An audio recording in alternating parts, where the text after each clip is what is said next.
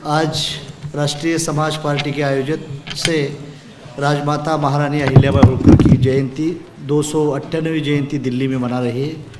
उस सभा की अध्यक्ष मेरी बहन श्रीमती पंकजताई गोपीनाथराव जी मुंडे और आज के प्रोग्राम के इनॉग्रेटर हमारे मार्गदर्शक नितिन जी गडकरी साहब और हमारे पार्टी के पूर्व अध्यक्ष एस.एल. अक्कीसागर साहब, राम कुमार पाल, अंतर सिंह पाल, काशीनाथ शिवते, सुशील शर्मा, नरेश वाल्मीकि, चंद्रपाल सिंह, शारदा सिंह और हमारी बहन उत्तर प्रदेश से आए हुए जानकी पाल और सब पत्रकार, सब स्टेट से आए हुए मेरे साथी और साथ भाइयों बहनों, हम अहिल्याबाई होलकर की जयंती का आज दूसरा साल है कि दिल्ली में हम मना रहे हैं, यही स्टेडियम में। लास्ट ईयर भी हमने मनाया था। हमारा मकसद था, मेरे ऊपर मेरी सिस्टर गुस्सा कर रही थी, हेमंत पाटिल साहब, हेमंत पाटिल मेरे दोस्त है, हिंगोनी के सांसद है, उसको तो पहला सवाल किया था पंकजताई मुंडे ने कि तुम चौंडी को छोड़ रहे हैं, मतलब उसे अच्छी बात कर रही थी। लेकिन ताई, मेरा मकसद ही दिल्ली है। मेरा मकसद यह है कि मैंने सोचा है कि मुझे बम्बई में नहीं रहना, लखनऊ में नहीं रहना, तो मुझे दिल्ली आना है, क्योंकि सबसे बेहतरीन कहा है दिल्ली है। बम्बई में कम बजट होता है, सबसे ज़्यादा ट्रेजरी कहा तो लाल किले में बैठी है, उसके ऊपर हमारा ध्यान चाहिए। और दिल्ली में जो राज करता है वो सब स्टेट में राज करता है, इसीलिए हमने दल बनाया और ये उसके लिए हम ये प्रोग्राम बनाया। और जहाँ चौंडी में गडकरी साहब, गोपीनाथ जी मुंडे, अन्ना डांगे, ये लोगों ने डेवलपमेंट किया, उसको शुक्रगुजार है। लेकिन खाली मुझे डेवलपमेंट की बात नहीं करना, तो दबे कुचले लोगों ने इस देश के ऊपर राज करना, ये मेरा मकसद है। हम अभी भेड़ बकरी के चक्कर में फंसे नहीं हुए। इस देश के अंदर हमारे ब्यूरोक्रेसी और जुडिशरी और इस देश का शासक हमारा समाज बनना चाहिए, ये मेरा मकसद है। छत्रपति शिवाजी राजे खाली सतारा से राज करते थे तो छत्रपति राजा नहीं बनते थे। बाबा साहब आम्बेडकर दिल्ली में नहीं आके पार्लियामेंट में एमपी और मिनिस्टर नहीं बनते तो दलितों का हित नहीं होता था।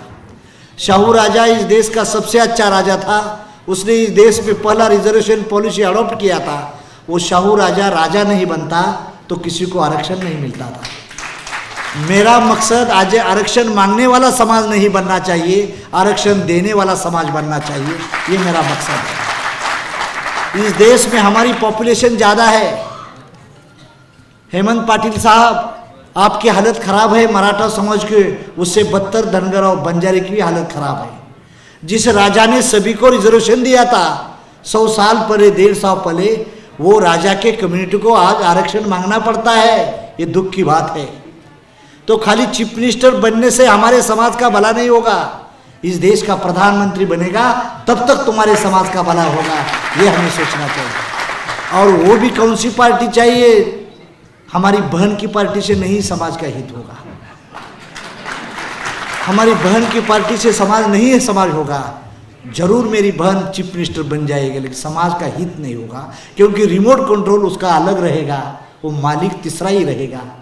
फॉर एग्जाम्पल मैं बताना चाहता हूँ, इस देश में बंजारा समाज है, आंध्रा में वो एससी में है, कर्नाटक में वो एसटी में है, लेकिन महाराष्ट्र में एनटी में है।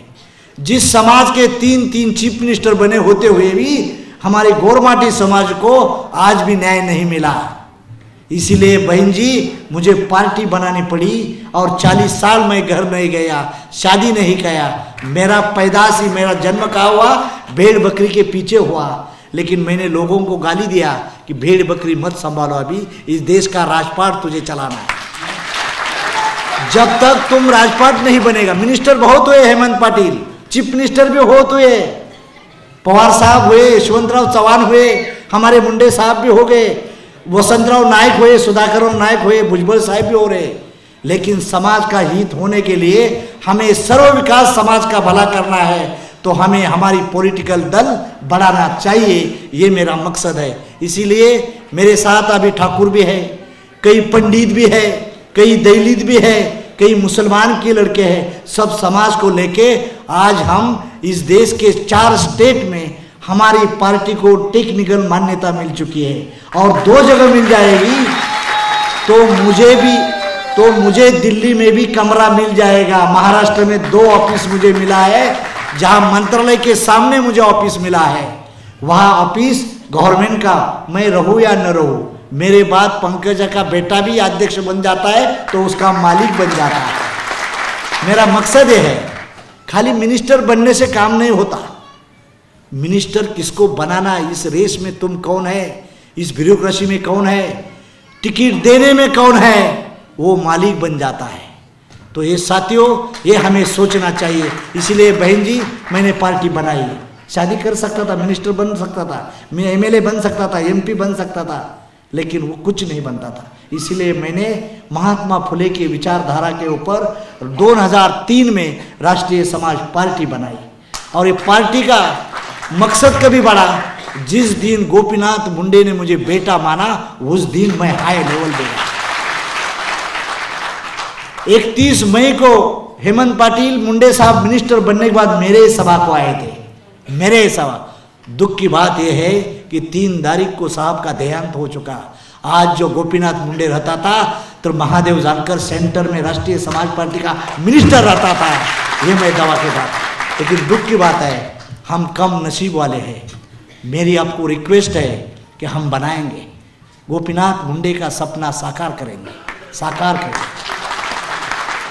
मेरा एक कैंडिडेट, जिला पंचायत का कैंडिडेट था कानपुर में, वो बोले गोपीनाथ मुंडे के जात वाले को महादेव जानकर ने एमएलए किया है, तो मैं भी जानकर साहब के टिकट से लड़ना चाहता हूँ। और बहन जी, तुम्हारी पार्टी की छोड़ के मेरे पार्टी से जीत के आया, वो जिला पंचायत का मेंबर बन गया। मैं ये क्यों बताना चाहता हूँ, मेरे 28 कारपोरेटर मोदी साहब की डिस्ट्रिक्ट में है, करजन महानगर नगर पालिका उसमें है, बड़ौदा में है, और एक मेरा एमएलए की सीट खाली 1200 वोट से हार गई है, 1200 वोट से। मैं अगली बार ये चल रहा हूँ परभनी, माड़ा, बारामती और मिर्जापुर से भी लड़ना चाहता हूँ। मैं उत्तर प्रदेश से मिर्जापुर से लड़ना।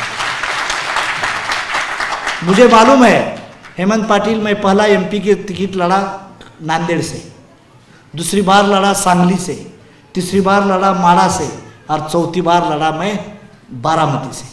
चारों जगह मैं हार गया, लेकिन मेरी पार्टी बढ़ गई, मेरे एमएलए बन गए। लेकिन ताई की पार्टी ने मुझे ऊपर भरोसा नहीं रखा, मुझे क्या किया, फंसाने की कोशिश किया, तभी भी मेरी पार्टी एक जीत गई। क्या हो गया, 2 कैंडिडेट मेरे दिए थे, वो भी कैंडिडेट हड़प लिया, लेकिन मैं जीत किया। और गंगाखेड़ की सीट मेरे बलबूते पर, मेरी बहन की सपोर्ट या आंदोलन थी, उसने मैं जीत के लाया, और रत्नाकर गुट्टी जीत के लाया। मैं आपको बताना चाहता हूँ, अगली बार हमें आप नहीं साथ में लेंगे तो मुझे तो सब न्योता दे रहे हैं, सब न्योता दे रहे हैं, हम वो भी तैयारी करेंगे। हम तो साथियों, यूपी के भाई हमारे चंद्रपाल ने बोला कि बीजेपी ऐसी है वैसी है। बीजेपी के बारे में खिलाफ नहीं बात करना, पर तुम पार्टी के प्रेसिडेंट है, तुम्हारी पार्टी की राह रखना चाहिए था कि हम के बलबूते पर बीजेपी और कांग्रेस और समाजवादी हमें साथ ले या नहीं ले, हमारे बलबूते पे हम एमएलए जिता के लाएंगे, ये कहना चाहिए था। लेकिन दुख की बात है, हमारे लोगों को मैं आप पे अपील करना चाहता हूँ, दिल्ली सेक्टर में हम बढ़ जाए। अंतरपाल जी है, बहुत बड़े उद्योगपति है, हमारे पीछे बैठे वाले उद्योगपति है, इतने बड़े हैं कि हजार लोग उसके इंडस्ट्री में काम कर रहे हैं। बहन जी, 5 एकड़ में उसका महल है, मैं खाना खाने के लिए गया था, इतने बड़े धनगर है, मुझे मालूम भी नहीं था। वो बोला मैं हेलीकॉप्टर ले रहा हूँ। अरे बहुत अच्छा हो गया, मेरे पार्टी के प्रचार के लिए हेलीकॉप्टर मिले, पैसे वाले। ये अमूल डेयरी का जो दिल्ली का प्रोडक्शन चालू किया है, वो बगल वाला बैठा हुआ वो इंडस्ट्रियलिस्ट है, वो बहुत बड़ा इंडस्ट्रियलिस्ट है, सब अमूल का प्रोडक्ट कर रहा है। मारुति कार का इंजन बनाने वाला पीछे बैठा है, खड़ा रहो, वो हरियाणा का है। उसको हमने बोला, मतलब इतने बड़े, मेरे पास कम क्या है मालूम है, खाली चंदा कम है, और चंदा कम है तो मेरी बहन है, बोले डोंट वरी, डरने की जरूरत नहीं, वो पैसा भी दे रही, सब दे रही। तो साथियों, गोयल साहब आपको भी आगे देखना है, गोयल साहब, ये सब समाज की पार्टी है। आप हमारे पीयूष गोयल बन जाइए, हमारे पार्टी के, आप भी गोयल बन जाइए। हाँ, तैयार है? ओके। ये भी बहुत बड़ा बिल्डर है। तो साथियों, मेरा मकसद ये है कि सभी को साथ में लेके जाना है। हम किसी के खिलाफ नहीं, किसी धर्म के नहीं। अहिल्याबाई होलकर के ऊपर इतिहासकारों ने अन्याय किया है। खाली मंदिर बनाया दिखाया है उसने, लेकिन उत्कृष्ट मस्जिद, गुरुद्वारा और चर्च भी उसने अच्छा बनाया। चर्च भी उसने बनाया, लेकिन इतिहासकारों ने दबाया है। जिस ढंग से इतिहास आना चाहिए था उस ढंग से इतिहास नहीं आया। तो ताकि हमारे लोगों को, मेरा मकसद ये है कि अहिल्याबाई जयंती तो हमारा बहाना है, दिल्ली हमारा जाना तो आखिरी निशाना है। दिल्ली जाना तो दहन है, दिल्ली के ऊपर, और दूसरे से दल से नहीं है, राष्ट्रीय समाज पार्टी से दल से दिल्ली जाना है, ये सोचिए। इसीलिए आपको आगे जाना है। मैं आज धन्यवाद देना चाहता हूँ गडकरी साहब, वो बड़े आदमी हैं, वो आए, टाइम दिया। चीफ मिनिस्टर उसके तई, मैं उसको 10 दिन पहले मेरे पीए ने एप्लीकेशन दिया था, लेकिन उसको मिला नहीं था, कल दिया, वो आए। और मेरी बहन तो मेरी घर की है, वो कभी भी आएगी।